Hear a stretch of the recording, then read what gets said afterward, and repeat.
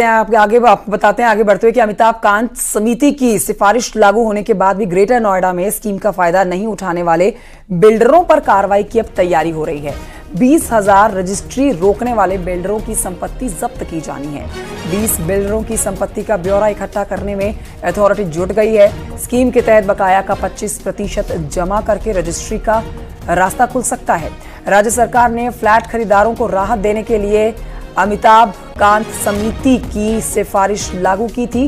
Greater Noida की 96 builder परियोजना में से 76 बिल्डर्सों ने स्कीम का लाभ भी लिया था, जबकि 20 बिल्डर्स ने चुप्पी साध रखी है। अमिताभ कांत सिफारिश को लागू नहीं करने वाले बिल्डरों के खिलाफ अब कार्रवाई होगी। ग्रेटर नोएडा प्राधिकरण ने ऐसे बिल्डरों की संपत्ति को चिन्हित किया है जिनके खिलाफ कार्रवाई की जाएगी। आपको बता दें, उत्तर प्रदेश सरकार ने अमिताभ कांत सिफारिश लागू की गई थी, जिसके चलते बायर्स को राहत मिले और रजिस्ट्री का रास्ता खोला जा सके। इसी सिफारिश को लागू किया गया था। ग्रेटर नोएडा में 96 परियोजनाएं हैं, जिनमें से 76 बिल्डर्स ने इस अमिताभ कांत सिफारिश को लागू किया और उसका फ़ायदा जो बायर्स को मिला है और सीधी रजिस्ट्री हुई। लिहाजा ऐसे अब बिल्डर्स को चिन्हित कर लिया गया है जिन्होंने इसका फ़ायदा नहीं उठाया और जो बकाया था वो अथॉरिटी में जमा नहीं किया है, क्योंकि ये क्लॉज दिया गया था अगर 25% बकाया भी जमा कर देंगे तो जो रजिस्ट्री का रास्ता है वो साफ़ हो जाएगा और आम बायर को, एक आम आदमी को एक बड़ी राहत मिल जाएगी। लेकिन फ़िलहाल अभी तक ऐसे बिल्डर ने करीब 20 है जिनकी संख्या, जिन्होंने इस अमिताभ कांत सिफारिश का फ़ायदा नहीं उठाया है जो उत्तर प्रदेश सरकार ने लागू की थी। इसके चलते अब ग्रेटर नोएडा ने इन तमाम बिल्डरों की संपत्ति को चिन्हित कर लिया है और इन पर कार्रवाई करने की तैयारी शुरू कर दी गई है। कैमरामैन जगदीश उप्रेती के साथ हिमांशु शुक्ला, न्यूज़ 18 ग्रेटर नोएडा।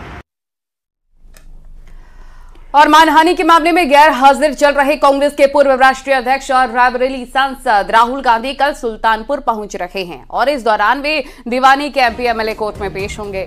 दरअसल कर्नाटक विधानसभा चुनाव के दौरान राहुल गांधी ने तत्कालीन बीजेपी के राष्ट्रीय अध्यक्ष और वर्तमान गृह मंत्री अमित शाह पर एक आपत्तिजनक बयान दिया था और इसी बयान से आहत होकर सुल्तानपुर के बीजेपी नेता ने दीवानी में केस दर्ज करवाया था, जिसे कोर्ट ने धारा 500 आईपीसी के तहत स्वीकार कर लिया था।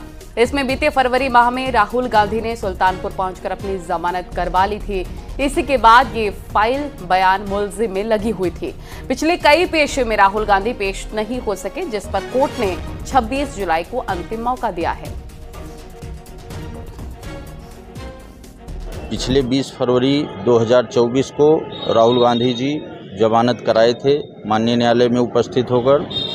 कल उनका माननीय न्यायालय के समक्ष बयान मुल्जिम बनना है और बयान मुल्जिम बिना व्यक्तिगत रूप से उपस्थित हुए नहीं हो सकता है, तो इसलिए कल कोर्ट में उनकी पेशी लगी हुई है और वो कोर्ट में आ रहे हैं।